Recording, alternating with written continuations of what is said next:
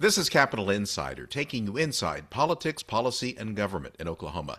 I'm Dick Pryor with Quorum Call publisher Sean Ashley. Sean, Thursday afternoon was the deadline for legislators to file new bills and joint resolutions for the 2026 legislative session. There's always a surge in filing on deadline day, so how did Thursday go? It was busy, very, very busy. Lawmakers had months during which they could have filed their bills, but approximately one half of the new bills and joint resolutions were filed on Thursday alone.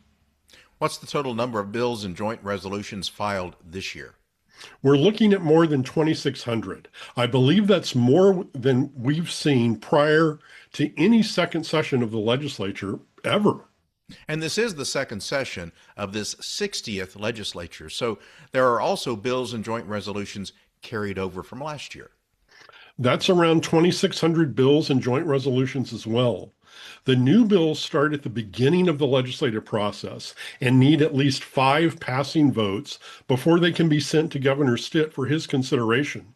The carryover bills are scattered throughout the legislative process, and some are only 1 vote away from going to the governor.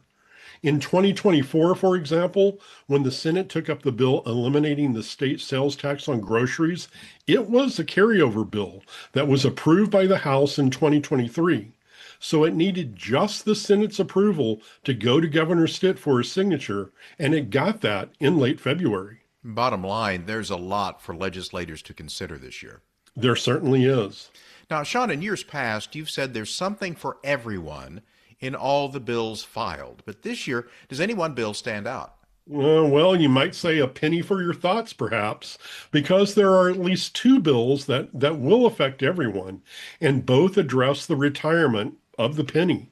Senate Appropriations Chair Chuck Hall's bill requires state entities that accept cash from an individual to adjust the price of the service, fee, penalty, or other charge, excluding taxes, by rounding the amount of the transaction down to the nearest cent that is a multiple of 5. That's what some businesses are doing to address the penny's retirement.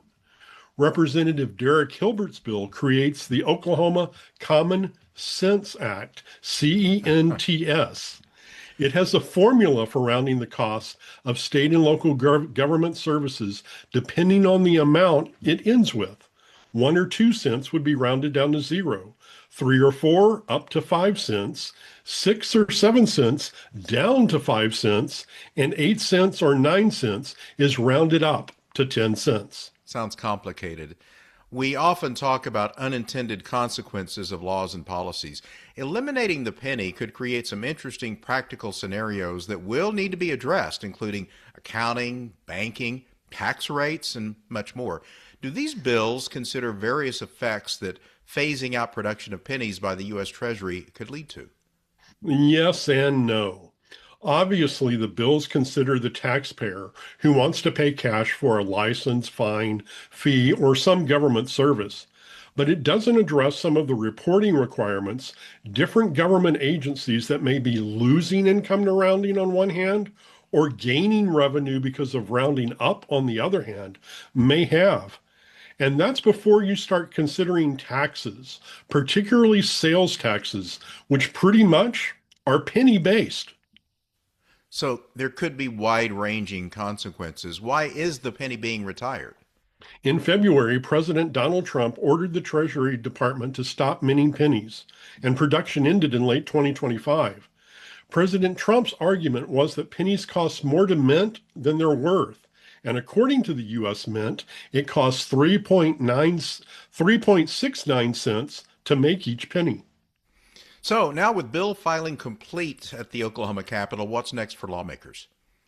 Well, it's actually a matter of dollars and cents for the next 2 weeks until the legislature begins February 2nd.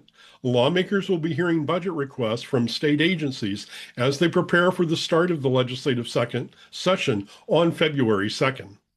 Good luck sorting through all the bills, Sean. Thank you very much. Thank you. For more information, go to quorumcall.online. You can find video of Capital Insider segments on the KGOU YouTube channel. Audio and transcripts are at kgou.org. And look for Capital Insider where you get podcasts. Until next time, with Sean Ashley, I'm Dick Pryor.